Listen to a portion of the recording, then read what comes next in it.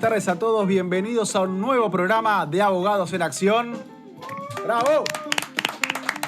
Qué grande el equipo de fondo, ¿eh? La producción a full, siempre metida ahí. Muy bien. Bueno, bienvenidos, como siempre decimos, al espacio donde el derecho toma la palabra. Hoy tenemos un programa con mucha información. Vamos a hablar de la causa Cuadernos, de las falsas denuncias de género, que es un tema importante para charlar y muy sensible también. Y una entrevista con una abogada muy mediática, quizás la más mediática de los famosos, que es la doctora Ana Rosenfeld. Así que hay mucho para hablar, pero antes de empezar voy a presentar a quienes hoy me acompañan. Tengo dos debutantes absolutos acá, a Anaína Razig y a Pato Piqué. ¿Cómo están, chicos? Bienvenidos. Muy bien, muchas Un gracias. aplauso para ellos. ¿Cómo estás? Bien, debutando. Muy bien. Mi Esperando a ver qué compañera sensaciones a la derecha. nos Va a estar bien, vos tranquila, esto sale bien y si no, no vienen más. Es así de fácil. Sí, sí, no, ya está. Y Pato Piqué, que nada que ver con Shakira, hay que aclarar. Claro, no, siempre tengo que hacerlo. Lamentablemente, ¿no? Sí. Si yo ya veo que te comentan ahí, te felicito, qué bien actúas, ¿no? ¿Y sale No, bien? pero igual es un tema gracioso porque a veces en un momento el apellido cotizaba en bolsa, pero bueno, después nos separamos de sirvió un Shakira poco. y nos fuimos para Estamos complicados nos fuimos ahora. a Pique, justamente. Está con Clarita todavía, ¿no? Piqué, me parece. Sí. ¿No? Debe No, seguir, creo que no. ¿Ya está Clarita? Sí, se fue. Uy, pobre, tuvo un temón que se hace unos años y ya desapareció del mapa. Bueno. No, jugaba bien al fútbol. Piqué sí era muy central, pero bueno, pues se metió con el tenis, está en cualquiera ahora, Piqué. Y con el tema del fútbol, la Kings League. Quiere cambiar las normativas No sé de qué quiere todo. inventar. No sé. Ya está, Piqué, listo, gracias por todo. Bueno, seguimos con Pato, que sí es un fenómeno y hay que agradecerle su presencia hoy acá en el programa. Primer tema del día, un tema muy importante, que es la causa Cuadernos, que es un tema que podría ser el caso más importante de corrupción en la historia argentina, que ya tiene 8 cuadernos como estos, y tiene creo que 87 imputados. Sí, Contanos, en un Pato. momento llegaron a ser como 120 y tantos, pero bueno, lo que sucedió hace unos días es que el Tribunal Oral Federal número 7 ya elevó la causa a juicio oral y quedaron alrededor de 95 que Mira, todavía pensé que siguen eran en pie. un Sí, poquito sí. menos. Así que bueno. Y como 600 testigos o más. Sí, hay un gran cúmulo de testigos en esa causa. O sea que esto viene para rato. Yo por lo que leía podría tardar entre 2 y 3 años. Por aparte es todo virtual. Eso es por un ahora el poco procedimiento. generoso. Yo sería un poco más de 4 a 6. ¿Tanto? Sí. Y bueno, hay que tener paciencia. La justicia en Argentina es así, es lenta. Andá a ser qué puede pasar cuando haya que dictar sentencia, ¿no? ¿Dónde estarán los personajes que están involucrados ahora? Capaz algunos presidentes. ¿Vieron cómo es este país? Incluso en una dinámica donde va a haber una audiencia por semana. Y O así sea, de todo 4 puede. horas. Yo le calculo de 4 a 6 de acuerdo a lo que lo oí y lo que escuché. Tengo entendido que la Corte está un poco enojada porque no le gusta el procedimiento totalmente virtual. Preferirían que sea mixto, ¿no? Con audiencias presenciales, algunas virtuales, pero que tenga un poquito más de presencialidad Sí, para garantizar también el derecho de defensa. Sí, y además por el peso de que tiene esta causa. Realmente es algo que está en los ojos de toda la Argentina y estaría bueno que dentro del marco jurídico sea en términos presenciales. Y recordame, Pato, ¿cómo arranca la causa? ¿Cómo llegamos? ¿Cómo empieza la famosa causa de los cuadernos? Bueno, mira, yo te comento. Esta causa de los cuadernos viene a colación de una denuncia hecha por el periodista Diego Cabot en el 2018, si mal no recuerdo, pero que se sitúa entre los años 2005 y 2015, ¿sí? Una persona de apellido Centeno, quien fuera el chofer de un señor que se llama Roberto Barata, que laburaba como subsecretario en el Ministerio de Planificación Federal, que en ese momento tenía a cargo a Julio De Vido en el gobierno primero de Néstor Kirchner, después sucedido por el gobierno de Cristina Kirchner, habían montado todo un entramado de corrupción en el cual se adjudicaban obras públicas. Sí. Primero había dos vertientes, que es la obra pública y también el tema de la energía y transporte. Pero el caldo gordo, digamos, por decirlo en criollo, estaba en la obra pública, donde a ciertos empresarios que se les aseguraba el negocio, ellos tenían como un fee, como un impuesto fijo, una coima fija, que oscilaba entre el 10 y el 20% de lo que era el monto total. Y bueno, a raíz de eso se dieron todas las denuncias que nosotros conocemos, que van a los bares, que entregaban bolsos con plata, que incluso estaba esta cuestión de que, como era tanto dinero, lo ejecutaban mediante billetes de 500 euros. Claro, ¿sí? Pero en un momento tuvieron un problema, que es que el euro empezó a tener inflación por la cantidad de euros que estaban demandando en el mercado local, porque vos no te olvides que en el mercado local, con unos pocos millones, movés el precio. Sí. Entonces, bueno, esto era lo que sucedía. Y a partir de eso, bueno... Dólar de nuevo. Estamos, claro, y entre otras cosas, ¿no? Pero bueno, llegamos a lo que pasó estos días, que, bueno, es la elevación de la causa juicio oral por el Tribunal O Oral. sea que Centeno llegaba en el auto como chofer a Barata y en un Ajá. cuaderno como estos, eran Sí, marca sí, sí. Gloria, creo, no Sí, sé Gloria qué es. eran. Americanos, nada que ver, es un auspiciante. Con esos cuadernos iba escribiendo cada cosa que hacía. Decía, fui a tal lugar, en tal fecha, le entregaron tanta plata. Sí. Y uno podría pensar, esto es surrealista, esto está inventado. Pero acá se pone más complejo porque por la ley del arrepentido, Ujú. muchos involucrados admiten haber pagado esas coimas. Bueno, desde ya tenés hasta empresarios como Calcaterra, lo tenés al mismo Wagner, que era el presidente de la Cámara Argentina de la Construcción, que bueno, Sí. hay algunos personajes de la actualidad que le dicen la Cámara Argentina de la Corrupción, ¿no? Justamente por estas cuestiones. Pero no, sí, estaban, digamos, testificando que todo este entramado se da de esta manera. Y no solamente lo escribían de puño y letra, sino que están las filmaciones del señor Centeno entrando a lo que era la Quinta de Olivos, enfrente de la Casa Rosada, y también uno de los focos también donde se almacenaba y se movía el dinero era justamente la casa de Cristina, que está en Juncal y Uruguay. Increíble, la verdad es un entramado, es un escándalo total. No, Hay que ver qué pasa, ¿no? Como decimos siempre, es tan lenta la justicia que uno nunca puede saber qué puede pasar de acá a 3, 4, es una 5, causa que 6 arrancó en años. 2018. Pero lo que a mí más me sorprende es que hayan admitido tantos estar involucrados en eso. De hecho, tengo entendido que antes de que se eleve a juicio la causa, hubo varios exfuncionarios y empresarios que ofrecieron dinero para hacer una reparación integral y no ir a juicio. Todos denegados. Todos denegados. La fiscalía dijo, acá no cobramos impunidad, básicamente. Con lo cual van todos... Uno de los que pidió, ¿saben quién fue? Abal Medina, que era el jefe de gabinete cuando arrancó todo este entramado en aquel momento. Ajá. Yo no sé en qué va a quedar. ¿De cuánta plata estamos hablando? ¿Hay un estimativo de cuántos millones Mirá, habría perdido en lo que tiene el que ver Estado? exclusivamente con los cuadernos, Sí. lo que la Fiscalía consideraría como una prueba semiconcreta que alcanzó como prueba suficiente para llegar a la instancia en la que nos encontramos hoy, estamos hablando de cerca de 35.000 millones de dólares. Poquita plata, ¿eh? Lo que en dólares estadounidenses se llamaría los billions. Claro, Lo que ellos le dicen exactamente. billions. Y en lo que tendría que ver con... Eso es el paquete total. Y en lo que tendría que ver con lo que se movieron en los bolsos, que efectivamente se pudo probar, son 75 palos, 75 millones de dólares. Eso es lo que pudieron probar. O sea, Sí. todo el resto, porque yo creo que hay muchos casos de corrupción que no están acá probados y no son parte de la causa, No, pero demuestran que había sistemáticamente algo armado para robarle al Estado. Es decir, que supongamos que el Estado cada 100 pesos que pagaba, entre 10 y 20 pesos volvían a los funcionarios que aprobaban las Sí, de hecho, las obras, digamos. algunas Que de las adjudicaban las obras. algunas de las operatorias se daban primero con la coima y después con la adjudicación de la obra. No era que primero se adjudicaba la obra, se bajaba el dinero y después se sacaba el margen, sino que directamente tenían que ir con un bolso de $500.000 o algo por el estilo a un bar determinado, que son de los que Centeno documentaba en esos videos que... Porque es una caja lo que le entrega Centeno a un amigo, Sí. y este amigo va con Diego Cabot y le entrega la caja pensando en un primer momento que Centeno le había dado la caja para resguardarse, para protegerse por si pasaba algo, y después, a medida que iba avanzando la investigación y la propia actitud de Centeno, se empezaron a dar cuenta que lo estaba teniendo de backup como para después sacar un rédito económico, Claro. y no para cuidarse del tema. Mirá vos, o sea, la verdad que un laburo, el de Centeno, de ir juntando cuaderno por cuaderno, escribir Y la cada verdad que cosa. es mucha información. Y nadie se dio cuenta. El mismo Eso fiscal... es lo más loco de todo, que, no sé, Barata lo conocía, lo veía todos los días, no había que tener un cuadernito que anotaba todos los días algo, no. Claro, ese Muy estaba bien. todo detallado además. Claro, ponía Año, la fecha, todo. el lugar, quién le entregó la plata, cuánta plata era, en qué moneda la había entregado.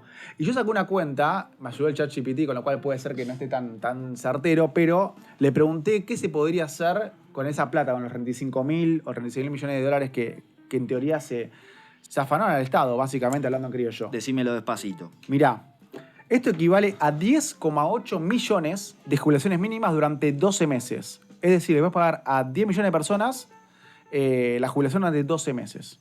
Ok. Lo cual es un montón de plata. Y también se podrían construir 6.700 escuelas.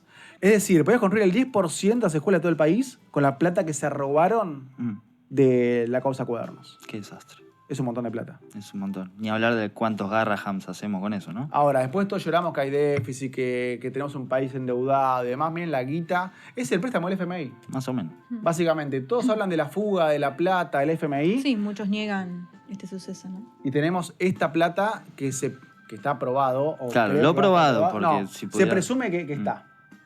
La duda es, ¿habrá o no habrá justicia con todo esto? El tiempo lo dirá. Esperemos que sí por nosotros, por nuestro país, por nuestra democracia. Yo lo que también había leído es que Wagner, que lo nombraste antes, contó que en la Cámara de la Construcción estaba todo loteado. Se sentaban ahí y decían, bueno, vamos a repartir las obras. Tenemos 10 obras. ¿Cuántos somos acá? Somos 5. ¿Vos cuáles querés? Yo quiero esta y esta, listo. Estas 2 son para vos. Vos, Juan, ¿y cuáles querés? Estas 2. Y así repartían las obras, las loteaban. Y después con eso, cada uno ponía el 10 o el 20% para asegurarse la adjudicación. Exactamente, es como te digo. Se sentaban, había un fee de 10, 20% y lo que se hacía es o adjudicación de la obra, o sea, te asegurabas que te la adjudiquen, Claro. te agilizaban el trámite como para poder cobrarlo más rápido y también lo que hacían en una tercera instancia era justamente sacarte todas las trabas burocráticas de encima. Mira, para ir cerrando, nombro algunos que están involucrados, ¿no? Está Julio De Vido, está SFK, está Barata, está Jaime, está Schiavi. Está José López, el famoso hombre de los bolsos en el convento. Está también de los empresarios, está Ángelo Calcaterra, está Gabriel Romero, Carlos Wagner, que lo nombramos recién. Está Cristóbal López, Cristóbal López. Fabián Osvaldo de Sousa, Rudy Ulloa, es decir, hay nombres pesados. Veremos qué va a pasar. Y le pregunto que está del otro lado, ¿creen que esto puede marcar un antes y un después en la corrupción en Argentina? ¿Puede ser un presente histórico, sí o no? Y si será justicia alguna vez. ¿Qué piensan? Coméntenos en los comentarios. Así escuchamos qué opina la audiencia de esta causa tan emblemática para el país. Segundo tema del día de hoy. Ahora con Nadina le doy la palabra a ella, que está a mi derecha.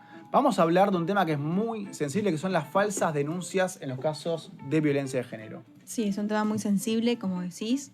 Bueno, hoy en día el sistema judicial argentino incorporó y reforzó mucho todo lo que es las herramientas contra la violencia de género. Sí. Pero, sin embargo, estos muchas veces se utilizan de manera errónea o con malas intenciones. Igual hay que hacer hincapié que no queremos poner en tela de juicio si hay violencia de género o no, porque sabemos que, bueno, después de toda la lucha que se ha realizado, hoy hay muchas víctimas que hablan, y eso está bueno, Sí. pero sí que hoy en día se lo usa mucho y se abusa procesalmente para realizar falsas denuncias o denuncias maliciosas. Claro, para intimidar al otro o para... Sí, exactamente, sí. Podés realizar, obtenés beneficios económicos, familiares o también patrimoniales. Yo lo que no entiendo de eso es que uno está traicionando la lucha que hay atrás de eso para respetar los derechos de la gente vulnerable. Cuando vos deslegitimás una acción como esta con una denuncia falsa, estás poniendo a todos en la misma bolsa y haces que se dude de todo el sistema. Y ese gran problema que tenemos hoy con las denuncias falsas, que a veces son justamente para arrinconar al otro, para intimidarlo. Hay un caso muy conocido que lo hablábamos antes de entrar acá, de un médico que hace poco había estado preso, creo que casi 3 años, Sí. por supuestamente haber abusado del hijo, y el hijo después reconoció que él había mentido porque la madre lo obligó a que dijera esas cosas del Sí, padre. dice que la madre lo manipuló y, bueno, él fue a denunciar que el padre lo abusaba y era mentira. Y ese tipo pobre perdió el trabajo, perdió la reputación. Sí, hay y una estuvo obstrucción en del cana vínculo. 3 años. Y aparte el vínculo con el hijo, que va Sí. la peor parte de toda. Después, ¿cómo haces para recuperar ese vínculo? Y también la parte reputacional, ¿no? Porque hoy por hoy te denuncian por un tema de violencia de género y no salís más de ese estigma social. Es muy complicado, puedes perder tu trabajo, oportunidades, etc. Ni hablar de haber estado Sí, daña la preso, ¿no? reputación, digamos. Y además, de alguna manera, lo que nosotros tenemos hoy en día, que es quizás un poco lo que se pone a discusión, Es que el cambio de paradigma se da justamente con que ahora la justicia atiende la sola palabra de la víctima y eso ya es suficiente para iniciar toda una investigación. Así que algo que a mí me gustaría preguntar en algún momento es cómo hacemos, digamos, los colegas o en su caso los operadores jurídicos para, teniendo en cuenta la palabra de la víctima y poniéndola en valor, porque es algo que de alguna manera nosotros llegamos a esto porque había una problemática. Entonces, no digo quitarla, pero cómo hacemos un buen equilibrio entre lo que es la palabra de la víctima y un buen servicio de justicia que de alguna manera nos brinda algunos elementos más para poder llevar a cabo esta investigación y que no sea únicamente con la palabra de la víctima que genera este tipo de consecuencias. Obviamente, lo dirá mejor ella, hay que tratar de diferenciar lo que es la denuncia falsa de aquella que no se puede probar, que se desestima, por eso Sí, también puede pasar que uno... Sí, tenemos la sí. denuncia desestimada, que ahí es cuando no encuentran pruebas. Entonces, por ende, no es que es una falsa denuncia, digamos que la víctima está mintiendo, pero no hay pruebas suficientes para que esto se pueda demostrar. Entonces, lo que hacen es desestimarla. Claro. Pero bueno, ahí muchas veces, después seguramente la doctora invitada sí, va a poder hablar del más. tema, pero claro, por ahí queda lo sucedido entre cuatro paredes, la víctima no tiene pruebas y bueno, y no se puede llevar adelante. El tema es cuando hay, claro, una intención. Claro, hay que diferenciarlo de lo que es la denuncia maliciosa, que ahí sí hay una intención. Y por ejemplo, en estos casos lo que se quiere obtener es que se rompa el vínculo, generalmente del hijo con el padre, obtener un beneficio económico o muchas veces lograr lo que son las prohibiciones de acercamiento. Que eso es lo que siempre se da como de base para evitar un daño mayor. Ante la duda se dicta unilateralmente la cautelar. Después sí hay que probar que realmente haya fundamentos para mantener esa cautelar. Que ahí está la discusión. Si la justicia es muy lenta o no toma las medidas que tiene que tomar, capaz uno termina renovando esa medida cautelar durante un tiempo muy largo y no protegiendo realmente lo que hay que proteger, que es la integridad de las personas afectadas o involucradas en ese caso. Sí, exacto. Después también está la falsa denuncia, que ahí sí el denunciado comprueba que esta persona mintió efectivamente y eso sí ya lleva a figuras penales como es la falsa denuncia o el falso testimonio. Claro, allá podrías tener una condena por haber... El tema es que esto no es saliente a la gente que realmente tiene que denunciar un tema que está vulnerando su persona, ¿no? A veces pasa que antes no se hablaba de estos temas, había mucha gente con violencia doméstica y nadie se animaba a denunciarlo porque estaba mal visto, porque no se podía, no había canales para hacerlo. Hoy eso mejoró, por suerte. La gente se anima, la gente se empoderó en eso y también hay canales para hacerlo. El tema es que por las falsas denuncias y esta vez esta duda en el sistema a que la gente realmente vulnerada no se anime a hacerlo, que es lo que no queremos que pase. Claro, exactamente, sí. Por eso se hablaba de la traición a la lucha real de estas víctimas. Inclusive, bueno, después el daño irreparable que ocasiona la falsa imputación. Claro. Tenemos restricciones de derecho, que es como hablamos en este caso, ni bien hay una denuncia, ya salen automáticamente las medidas cautelares. Sí. Entonces, antes de que el denunciado pueda por ahí defenderse, ya salen estas medidas y ya tiene la restricción de no poder ver al menor. Entonces, si bien actúa rápido la justicia en estos casos, también hay que ver ahí cuál es el tema, ¿no? Claro, sí. Porque tampoco hay una defensa de la otra parte. Y también hay abogados que se prestan, lamentablemente, a estas cosas. Bueno, para meterle presión para que pague la cuota y todo, denunciémoslo porque lo he escuchado. Es lamentable, pero pasa. Esto pasa en todas las profesiones. Hay gente que labura bien, gente que labura mal, gente que es ética, gente que no es ética. Y se usan las herramientas que tenemos legales para aprovecharnos y perjudicar a la otra parte para apretarlo a que pague una cuota alimentaria o a prohibirle por un tema de rencor o de bronca con esa persona el contacto con los hijos, que es la parte más triste quizás, ¿no? Cuando son rehenes los hijos de la pelea de los grandes. Sí, también el daño laboral. Sí, eso es muy fuerte porque, bueno, se genera un estigma social muy grande en el denunciado y eso te puede llevar a consecuencias mucho mayores. Y también, por otro lado, los daños de los vínculos, que acá hablamos de nuevo lo mismo. Se suspende el régimen de visitas con el hijo y eso también afecta, obstruye, digamos, lo que es el vínculo familiar. Tal cual.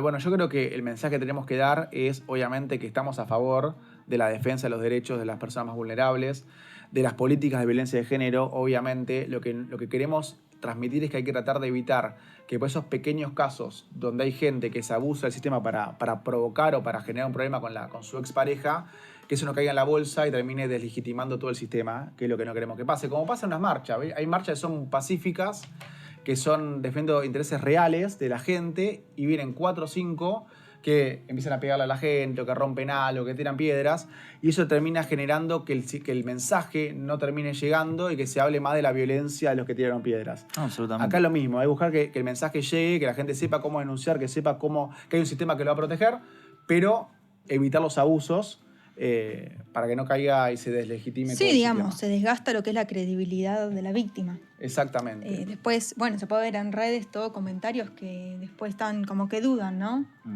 Exacto, la gente ya empieza a Alguien opinar. denuncia y sí, empiezan a opinar y debaten, discuten, le creo, no le creo. Por eso, si sufriste algún caso de violencia de género, te recomendamos que llames al 144 de la ciudad para poder hacer la denuncia y asesorarte sobre qué puedes hacer en estos casos. Para ir cerrando este tema, pues nos quedamos sin tiempo y ya está por llegar la invitada, ¿creen ustedes que hay falsas denuncias? ¿Creen que hay gente que denuncia por venganza o por extorsión? Contanos tu opinión en los comentarios.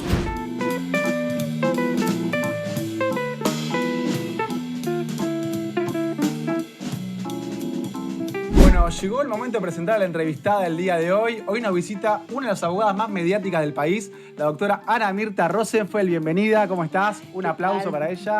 Muchas gracias. Bienvenida, gracias por estar acá. Es un placer para contar mí con vos también. acá. Para arrancar a charlar con vos, quiero saber qué te llevó a vos a estudiar Derecho y más precisamente Derecho de Familia. Si les cuento se van a aburrir, pero la verdad es que a mí me llevó la vida y desde muy chiquita que quiero ser abogada. O sea, que realmente empezar a contarles a ustedes que a los 5 años tomé la decisión que para mí la profesión por delante y para siempre iba a ser la abogacía, es como decir ustedes, wow, a los 5 años ya tenía tan claro el tema. Mi papá no era abogado, era empresario, Sí. pero en mi casa se mamó muchísimo todo lo que tenía que ver con la parte comercial. Era un gran comerciante, era un gran empresario y se hablaba de cheques rechazados, pagarés, hipotecas, deudas. Y bueno, todo eso lo vas mamando en tu casa, Claro, en la obvio. mesa del comedor, la hora del almuerzo, la hora de la cena, y me fue quedando todo lo que tenía que ver con la parte profesional desde ese rubro. Y era muy chica, realmente, porque tomar la decisión que quería ser abogada a esa edad, me parece que hay muy poca gente que a esa edad toma una decisión tan firme. Generalmente la heredás, si es que lo resolvés tan pronto, Claro. es porque lo heredás de un familiar y decís, bueno, en mi casa son médicos, voy a ser médica, son arquitectos, quiero ser arquitecto. Pero la abogacía era como algo que tenía que ver y mi papá siempre hablando de abogados y de escribanos. Claro. Así que O sea, nunca dudaste, nunca hubo un plan B en tu carrera. no. Siempre Iba a ser fue- abogado o no iba a hacer nada. Y hablando del tema de los cheques, pagarés y demás, ¿qué te llevas a ir por el lado del derecho de familia en vez de capaz de la parte comercial? Claro, por eso, precisamente, cuando de chica escuchaba todo lo que tenía que ver con las cuestiones comerciales, fundamentalmente. Pero el tiempo me enseñó que derecho comercial y las ejecuciones y demás eran como cosas más trámites. Claro. No necesitaba tanto de mí, porque obviamente había que iniciar una ejecución con un cheque, con un pagaré o con una deuda hipotecaria y demás. Era más un formulario, por así decirlo, sin desmerecer a los que se inclinan por el derecho comercial o el derecho societario y demás. Y dije, no, a mí me parece que realmente donde veo un nicho para mi trabajo es donde veo vulnerabilidad. Y no vamos a desmerecer a que no hay vulnerabilidad en el derecho comercial, porque por supuesto si hay un deudor y un acreedor y hay una ejecución de por medio, es porque alguien verdaderamente está perdiendo sus derechos. Pero yo sentí que la mujer fundamentalmente estaba en una situación crítica frente a un divorcio. Y ahí entendí que ese era mi lugar. Y desde ese lugar entendí que yo podía aportar muchísimo. Y lo digo siempre y lo repito, nunca lo hice desde no sé, un resentimiento. A mí ningún hombre me cagó hablando en criollo. No sé si se puede usar esa Sí, terminología. se puede perfectamente. Pero no ejerzo el derecho de familia porque tengo un precedente donde a lo mejor, no sé, pasé mal por una cuota alimentaria o porque tuve algún problema de un régimen comunicacional con un ex. No, o un divorcio conflictivo. No, para nada. Lo hago simplemente porque sé que puedo ayudar con mi, no sé, con mi dedicación, con el tiempo con el oído, con la escucha que hago de los casos. Y sé que eso es muy importante, porque sobre todo en el tema de familia tenés que tener lo que se llama paciencia. Eso te iba a preguntar. Paciencia para poder entender y atender las quejas, porque no es como otro tipo de... Por eso te decía antes la Y sos como un diferenciación psicólogo con el también derecho... a veces. Claro, estás en la mesa de luz del cliente. La diferencia con el derecho comercial es que seguramente está todo escrito, es más fácil. En cambio, acá el tema de familia, cada caso es distinto, cada familia es un mundo. Y hay que estar muy atento a cada, no sé, a cada señal que una cuestión en familia te va emitiendo. ¿Y cómo manejas las emociones? Porque la gente viene con un montón de problemas, de resentimientos a veces, de bronca con su expareja y demás. ¿Cómo haces para manejar eso y explicarle al cliente la parte legal fuera de lo emocional? Que ese es muy complicado. Es difícil separarlo. Yo trato de ser una buena consejera jurídica y, por supuesto, explicarle que los tiempos en la justicia no son fáciles, no podés venir con mucha bronca y esperar que la bronca tuya se resuelva de manera inmediata, porque si esperas eso, lamentablemente te equivocaste. Tribunales no está preparado para la ansiedad de un cliente. Tenés que acompañarla y hacerle saber que su proceso va a llevar su tiempo, a veces lleva más de la cuenta, por eso siempre dije que la justicia cuando es lenta y sobre todo en los ámbitos familiares es realmente injusticia, Sí, porque tal la cual. gente está esperando que su vida, su familia no esté encarpetada, más allá que hoy ya es un simbolismo hablar de encarpetado, porque hoy la justicia se maneja online, como Claro, digo mucho más siempre, digital es todo. mucho más dinámica. Antes entrabas a tribunales y los que tienen de alguna manera esa memoria y que todavía pueden seguir yendo, porque en definitiva las oficinas de tribunales están llenas de andamios con carpetas y carpetas y carpetas y atadas, con un sistema tan arcaico que por suerte, en una época muy difícil como fue la pandemia, logró cambiar la forma de que los expedientes funcionen. ¿Crees que Pero- mejoró la Sin ir más justicia? lejos, en Sí. los tribunales de Avenida Callao, si no me equivoco, vos pasás por los pasillos, está Es verdad. lleno de expedientes tirados por el pasillo. Y si ustedes, o sea, obviamente no recuerdan porque obviamente son muy jóvenes, pero hubo Gracias. edificios que estuvieron a punto de colapsar. Sí. En un momento se cerró Paraguay 1536 porque estaba a punto de colapsar, porque el peso de los expedientes, imagínense, hojas y hojas y hojas. Sí. Dejemos de lado la ecología, vamos No, al sí. peso de cada expediente y también en Cerritos. Acá tengo un señor que me mira que seguro sabe de qué hablo, Cerrito 51. No, perdón, Carlos Pellegrini 51, que era donde estaban los expedientes comerciales fundamentalmente, también se tuvo que cerrar por peligro de derrumbe. Así que imagínense no solamente el peso emocional que tiene cada carpeta, sino también el peso específico que tiene cada carpeta o cada expediente. Vos sos conocida como la abogada de los famosos. ¿Eso se fue dando o lo buscaste? No, eso se fue dando porque imagínense que llevo 51 años, van a ser de profesión, ejercicio de la profesión, y del famoso seré hace 20. Cuando fueron temas de familia que empezaron a tomar dominio público, a partir de ahí me empezaron a consultar algunas personas muy conocidas en el ambiente y cuando les preguntaban por sus cuestiones personales, les decían... bueno, hablen con mi abogada. Hasta ese momento, las abogadas o los abogados que estaban en la tele eran exclusivamente los penalistas. Claro. Hombres de saco y corbata, trajes que vos los veías caminar, y aunque no tuvieran el título de abogado por el solo hecho de estar con traje y corbata, les decías, pase el doctor. Y yo, como iba bien vestida, la verdad que no me puedo quejar, pero técnicamente yo era señora. Los abogados de traje y corbata, las mujeres... les dicen, discúlpeme, la credencial. Claro. Al hombre Sí. ni se la pide. Y el tema de los famosos uno piensa a veces que tienen muchos egos, ¿no? Ujú. ¿Qué es más complicado, negociar con el ego del famoso o con el abogado de la contraparte? Mira, llega un momento donde yo siento que el abogado de la contraparte se convierte en más conflictivo que la propia contraparte. A veces hay una competencia que yo no la entiendo. A veces estoy peleando, así, en privado, en 4 paredes, con mi cliente y la otra parte y su abogado, y el abogado de repente te dice, doctora, no hable así, o no pida como pide, o no diga lo que dice, o no quiera lucirse, porque acá no hay cámaras prendidas. Claro. Yo digo, ¿qué? ¿De qué están hablando? Si yo lo que estoy haciendo es ejercer legítimamente los derechos, o sea, primero el derecho y segundo los derechos de los clientes. Entonces no entiendo la competencia esa que los coloca en una situación de decir, wow, mirá hasta dónde llega la inseguridad que tiene el colega que te plantea, no hable así, doctora, porque está la cámara apagada. Yo cuando hablo, no hablo delante de una cámara, yo hablo directamente y por suerte nuestro derecho es escrito. O sea que yo hablo como hablan los jueces, a través de sus sentencias y yo a través de mis escritos, salvo que hubiera alegatos o audiencias presenciales. Pero si no, en líneas generales, el derecho casi todo civil escrito. es todo escrito, salvo una audiencia testimonial o una absolución de posiciones, que ahí me luzco y mucho. Me parece muy bien. Me luzco y mucho.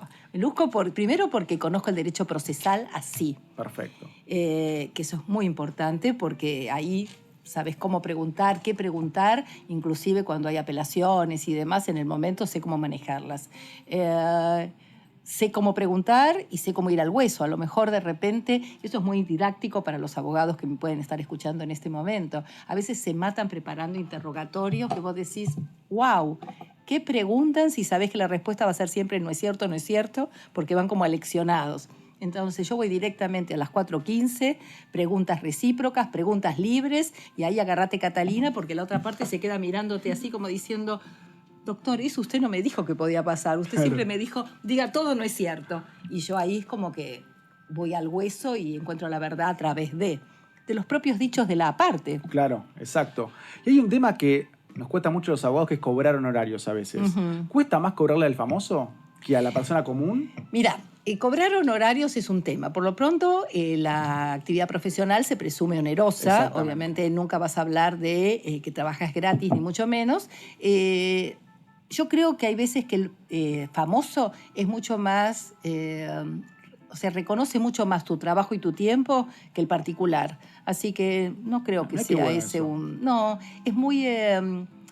¿Cómo te podría decir? Primero es agradecido, que eso es fundamental, porque en la profesión, más allá de cobrar o no cobrar, tenemos un problema muy grande, y colegas, apréndanlo, que es un tema de desagradecimiento o poca valoración al trabajo que hacemos. Si ganamos es porque ellos tenían razón. Si perdemos, la culpa es del colega o sea, del profesional. Cosa que realmente a mí me enoja. Me enoja porque uno pone todo, salvo los abogados que no se ocupan, pero realmente yo sé que como profesional pongo todo de mí, así que no voy a permitir nunca que piensen que nada, que si se gana es por... Tengo una clienta que me viene yendo todo muy, muy bien y todo el tiempo me dice, fue gracias a Dios, gracias a Dios. Le digo, sí, pero el teléfono con Dios lo estoy teniendo yo, parece, porque a mí me atiende y a vos no. Eso porque anda mucho ahí los médicos que dicen, hace una operación impresionante, una cirugía increíble, y dice, salí gracias a Dios. No, pero estuve operándote 4 horas, aprendí un montón para hacer esto, pero bueno, son gajes del oficio. No, pero son gajes del oficio. Pero en nuestra profesión pasa. Si ganás es porque el cliente tenía razón, y si perdés, la culpa es tuya. ¿Y cómo llegaste a ser vos el terror de los maridos? Porque hay un libro del año 2013, creo que es, ¿no? 2013 puede ser, sí, por ahí, capaz que antes, sí. ¿Cómo llegaste a ser el terror de los maridos? Bueno, ese nombre me lo pusieron, no me lo autopuse, por supuesto. Era la época donde fui abogada en contra de Roberto Pettinato. Ah, mira. Ahí se sumaron varias causas mediáticas y nada, se generaron un montón de entrevistas porque, volviendo un poco al tema originario, cuando te convertís en el abogado de algún famoso, ese famoso obviamente te delega a vos la responsabilidad de explicar mediáticamente cuál es su causa. Claro. O sea, ellos dicen, hablen con mi abogado, hablen con mi abogada. Ahora todo el mundo no tiene un abogado. Hablen con mis abogados. O sea, ahora es como, pareciera ser que tener muchos les da es más mejor, prestigio. Sí. Hablen con mis abogados. A veces estoy mirando la televisión y dicen, hablen con Ana Rosenfeld. Y yo los miro y digo, no sé ni quiénes son. O sea, a veces te usan como... Claro. Tendría como que cobrar estrategia. royalty.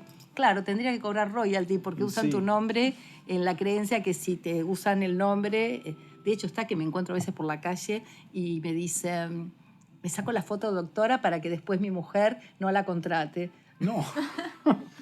Increíble, Sí. increíble. Una vez me vino a ver un señor por una consulta, claro, hago la consulta, o sea, le facturo, por supuesto, su consulta, y me hizo una pregunta que yo digo, pero señor, vaya a ver a otro abogado, era un tema de un desalojo. Y me dice, no, pero acá no vale la respuesta, acá lo que vale es tener la factura suya. Le digo, ¿y a qué se refiere? Me dice, no, porque sé que mi mujer está buscándola para contratarla, entonces al tener una factura suya ya la estoy desactivando, por lo tanto no pude representar nunca los intereses de esta mujer. Las vueltas que da la gente para evitar tenerte enfrente, ¿eh? Parece. Es tremendo. Parece. Hablando de lo mediático, ¿sentís que a veces... De hecho, está que sí. incluso a veces yo voy por la calle y me dicen, ay, porque a mi abogada en tal localidad, en tal provincia, en tal lugar, le dicen la Rosenfeld. Le digo, la verdad que ya soy una marca registrada, soy un Tenés que nombre registrarla. impuesto. Olvídate, registrarla. La tengo registrado el terror de los maridos, la injusticia de la justicia. Esa frase es buenísima, el terror Y de los ahora maridos, me registré encantó. una que se llama El terroir de le maridage. Ah, mira, ya estás internacional, Internacional, claro. Increíble. No, el otro día estaba viendo en una entrevista que le hicieron a Glenn Close por Sí. la película que van a estrenar, que tiene que ver con los abogados, divorcios y demás.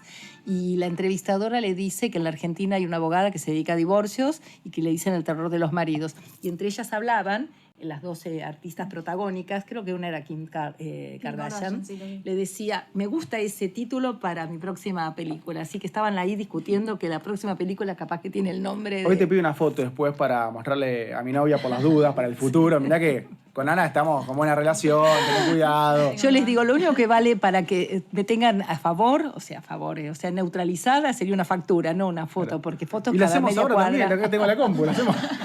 Esto se arregla en 2 minutos, Sí, tengo que hacer la consulta. Bueno, eso pues lo hablamos después, fuera de cámara, más tranquilos, relajados. Pero volviendo un poco...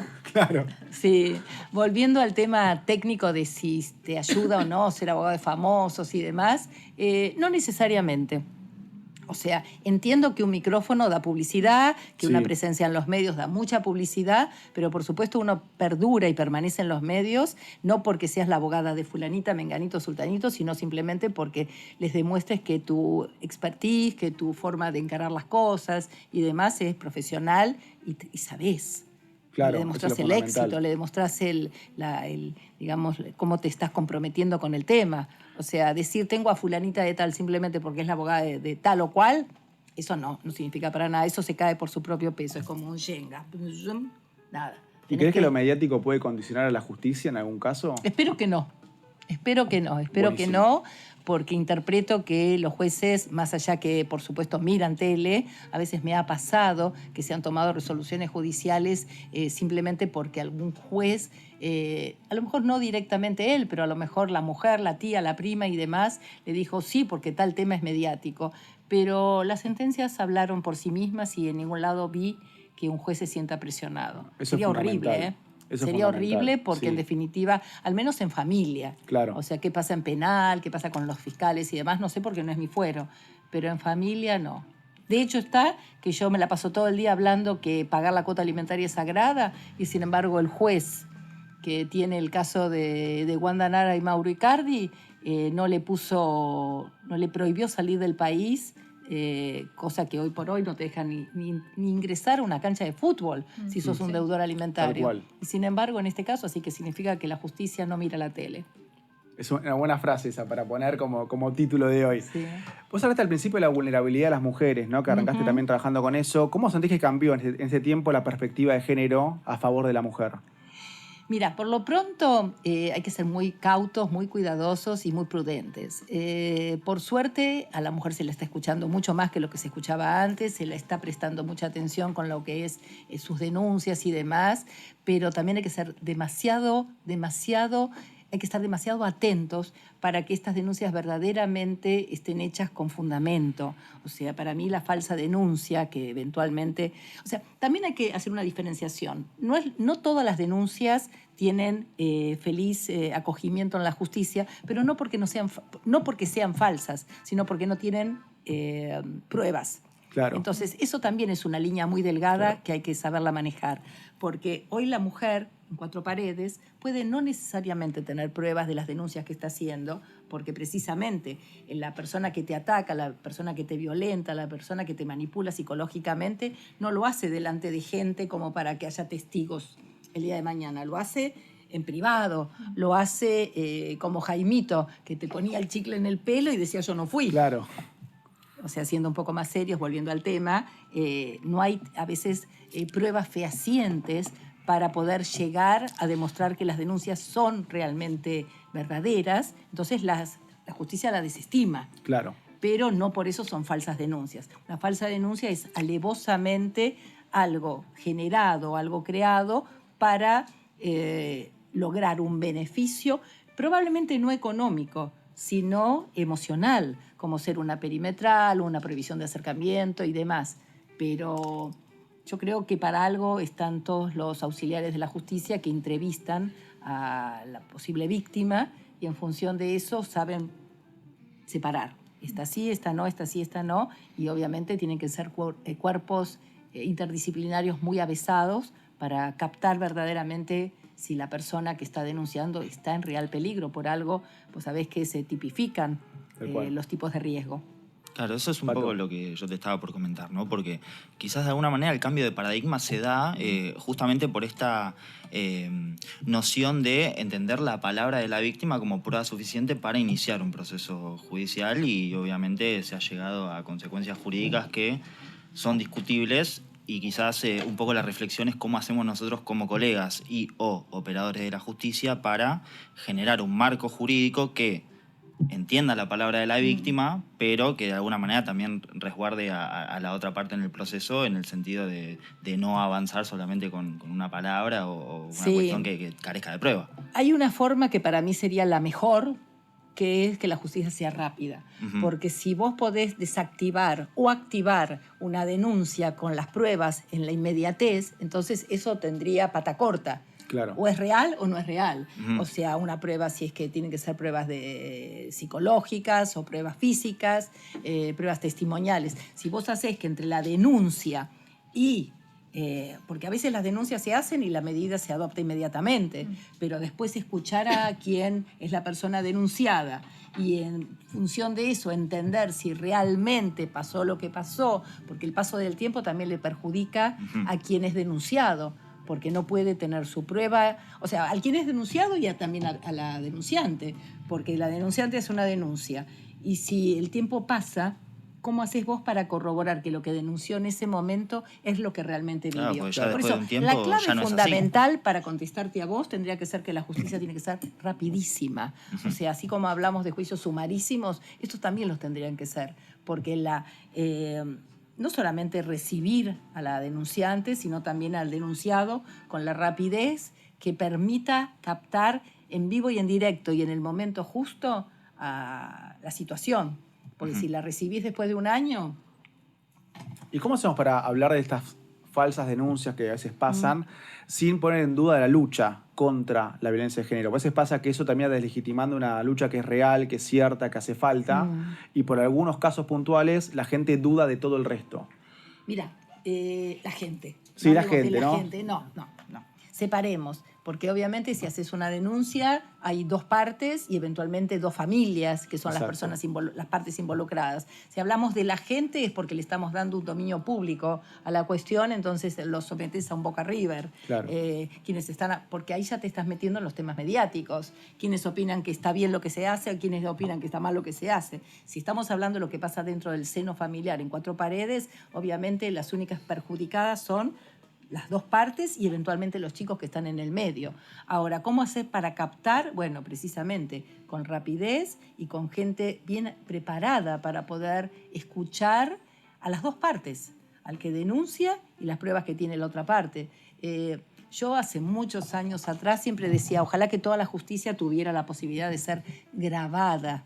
¿Por qué? Porque las grabaciones no solamente captan lo que vos estás queriendo decir, sino también la sensibilidad con que lo decís, la actitud con que lo decís. Yo creo que la gesticulación es fundamental para poder detectar si estás frente a una denuncia real o una denuncia inventada. Estamos Ahora, yendo ya, volviendo sí. un poquito a la respuesta, cómo haces para diferenciar, bueno, obviamente para eso están obviamente los psicólogos y la gente que tiene la capacidad de poder separar lo real de lo ficticio. Antes de ir al final de la entrevista, que es un ¿Ya tan ping-pong que vamos a corta? hacer, son 25 minutos, Nada más. pero tengo 2 preguntas para hacerte que son importantes. La primera ver. es, ¿qué consejo le darías a un abogado recién recibido, un abogado joven, para ejercer la profesión? ¿Qué valores le inculcarías? ¿Qué le recomendarías que haga? Acá tenés uno, ¿eh? Claro, por ejemplo. Sí, la semana pasada estuve justamente en la Facultad de Derecho, que fui a ver una muestra de arte, y obviamente cuando me vieron, se me vieron todos alumnos a decirme, Ana, danos un consejo. Bueno, la foto obviamente, pero danos un consejo.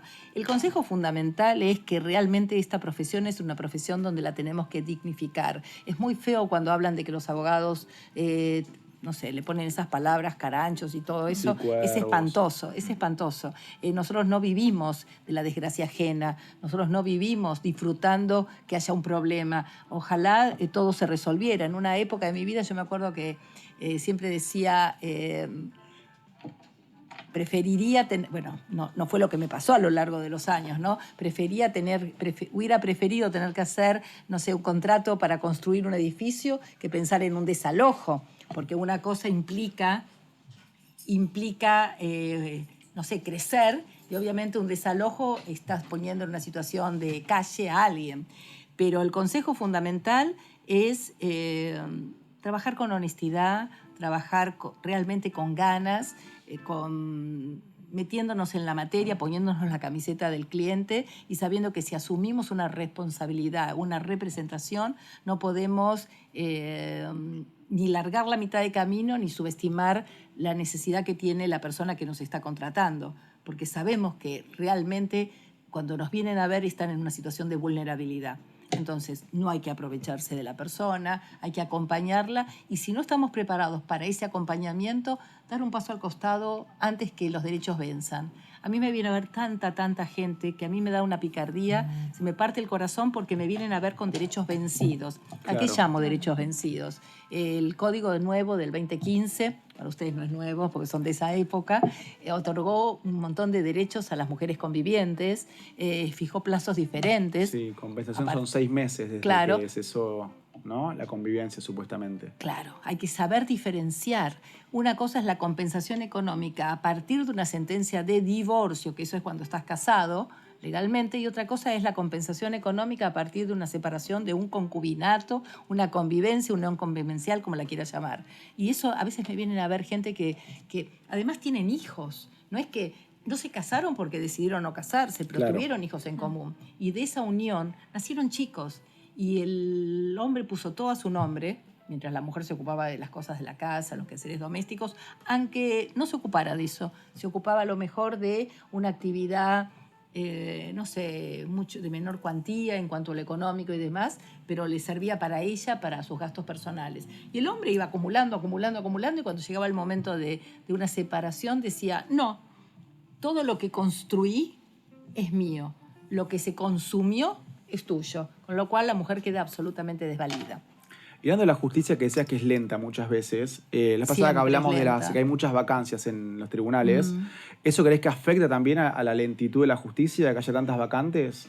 Bueno, fundamentalmente hay veces que los jueces están en 2 juzgados a la vez firmando, y obviamente más allá que tienen su personal sumamente avisado, secretarios que conocen los expedientes como si fueran los jueces, por supuesto que las firmas finalmente son de los jueces, Claro. pero obviamente los jueces no terminan de... que tienen 2 juzgados, por supuesto, les cuesta muchísimo, sobre todo cuando las audiencias son presenciales, no, las tiene que tomar su señoría, más allá que sean por alguna plataforma, obviamente tienen una agenda recontra repartida. Y por supuesto que mientras más vacantes haya en la justicia, más lenta va a ser al menos en esos juzgados. ¿Y crees que la tecnología mejoró la justicia en estos años? ¿O que la puede seguir mejorando? Mira, la tecnología hizo que uno pudiera estar en 2 lados a la vez, por ejemplo.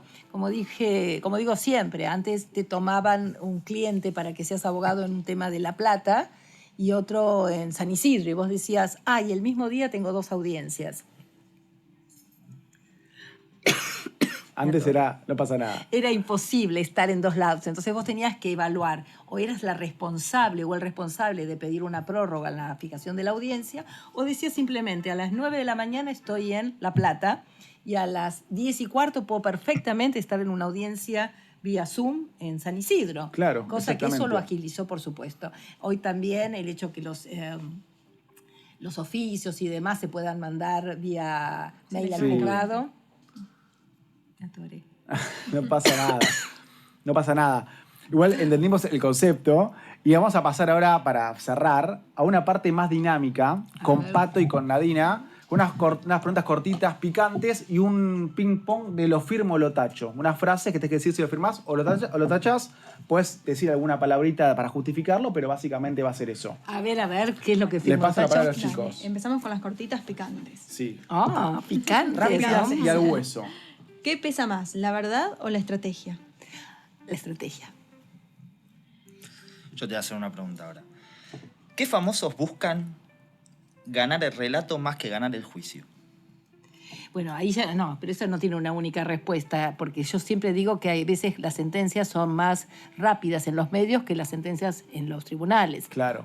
Entonces ahí entra a jugar un poco eso, que la gente quiere contar su caso en los medios y siente que va ganando, depende del apoyo que pueda tener, no solamente de los medios o de la opinión pública. Ah, tal cual. Pero Claro. la realidad es que tribunal es el que habla. Muy bien.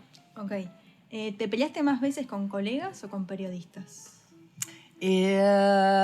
En los medios con periodistas, porque yo entiendo que el periodista quiera contar su versión de los hechos, pero la realidad es que a veces no entienden jurídicamente lo que están diciendo. Claro. Entonces yo a veces me agarro de los pelos, porque digo, yo no puedo creer que los periodistas quieran dar por cierto determinado tipo de cuestiones jurídicas, cuando en realidad entiendo que las leen, que les explican, que tienen sus fuentes y demás, pero la explicación técnica no es jurídica.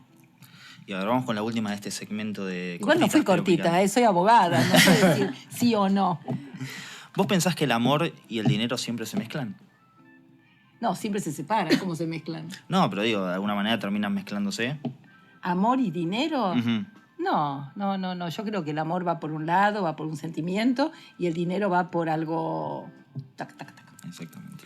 Para sí, ¿lo firmo o lo tacho? Si lo firmo o lo tacho y una breve acotación si Claro. querés. A ver, Bueno, la primera es, en algunos divorcios hay más show que dolor. ¿más show? ¿Qué dolor?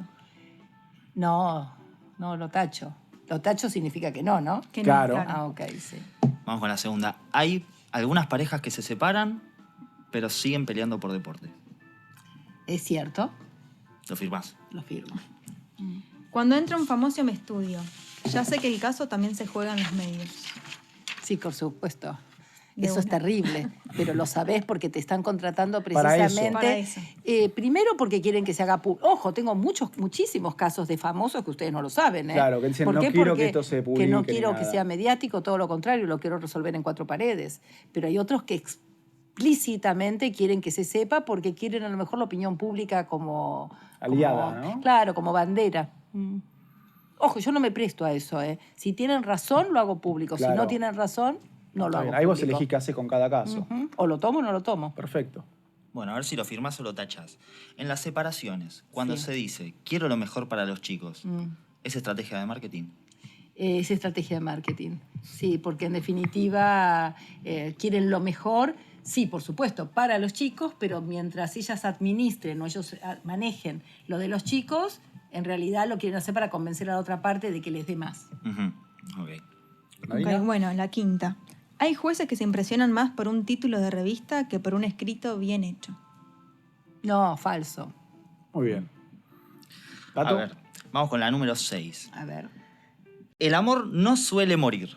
Lo matan los abogados y los amigos. Falso.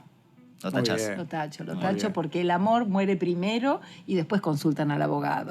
O sea, el abogado Excelente. el abogado no te pone ni la inyección letal ni los amigos, no. Bueno, Nadie- de esto Cuando te vienen a ver es porque ya Ya está todo podrido. Ya está estamos, todo claro. podrido. Si Ya sos está. el último recurso. Bueno, de esto estuvimos hablando un poco, que dice, la palabra violencia se usa a veces con verdad y otras veces como estrategia.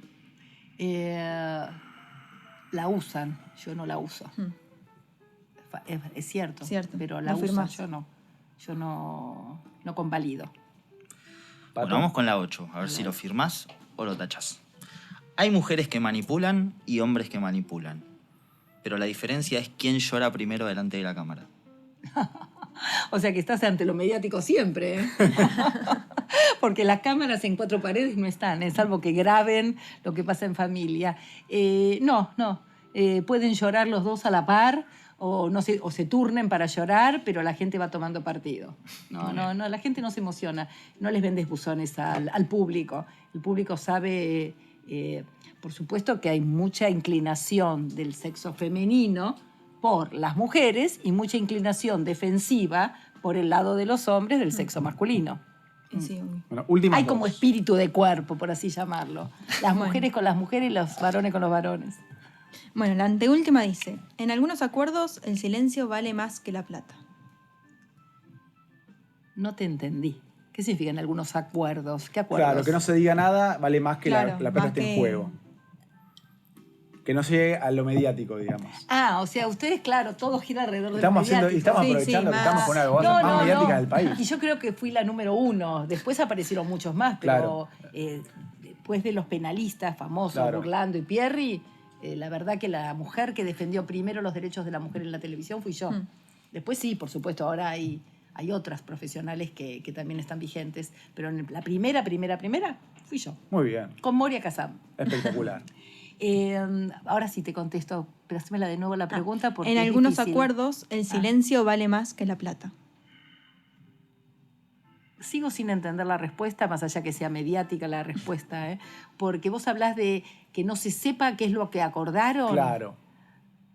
Sí, mucha gente quiere obviamente firmar sin reconocer hechos ni derechos porque no quiere salir perdidoso, pero la realidad es que les importa la plata. Lo que pasa es que si no hay acuerdo, y el acuerdo a lo mejor es menos tentador de lo que están esperando, pero les conviene quedar bien paradas. Claro. Entonces prefieren Claro. decir, acordamos sin reconocer hechos ni derechos. Muy bien. Y la última. Igual la pregunta está media... Sí, es más compleja. Vamos con la última. La última de Pato. Y esta es fácil, ¿eh? A ver...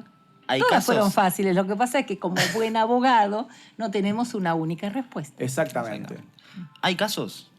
Escúchame bien. A ver. Hay casos que no necesitan jueces, necesitan terapia. Correcto. Lo afirmamos. Esa afirmamos Afirmamos. todos, me parece, Sí, ¿no? sí, Que sí. estamos todos de acuerdo, al fondo, estamos todos de acuerdo. Bueno, muchas gracias por haber venido, ¿la pasaste bien? ¿Estuviste cómoda? Muy bien. Lástima que Pasó vine por rápido. tan poco tiempo. Mira, pasó más de media hora, ¿eh? Hace No una hora parece, y media pero- que estoy viajando para llegar acá y que me tenga nada más que media hora. ¿Pero te gustó? ¿La pasaste bien? Mentira que hace una hora y media. Vivo acá a la vuelta. ¿Te gustó el espacio? Me ¿Estuviste gustó cómoda? el espacio, los felicito. Bueno, espero que vuelvas Me algún parece, día. Por supuesto. Ahora hacemos y la la foto. próxima lo hacemos en mi oficina. Cuando vos Hacemos quieras. ya que les queda la Encantado. esquina. Dale, sería un placer, la verdad. Ahí está. Gracias por ponemos todo. ahí Un aplauso. el set de grabación. Un aplauso a la doctora Rosenfeld, gracias por haber venido. No, un placer. Nos quedamos sin tiempo, los esperamos en la próxima edición con más noticias, con más información y con más debate. Hasta la próxima, gracias por estar. Chau.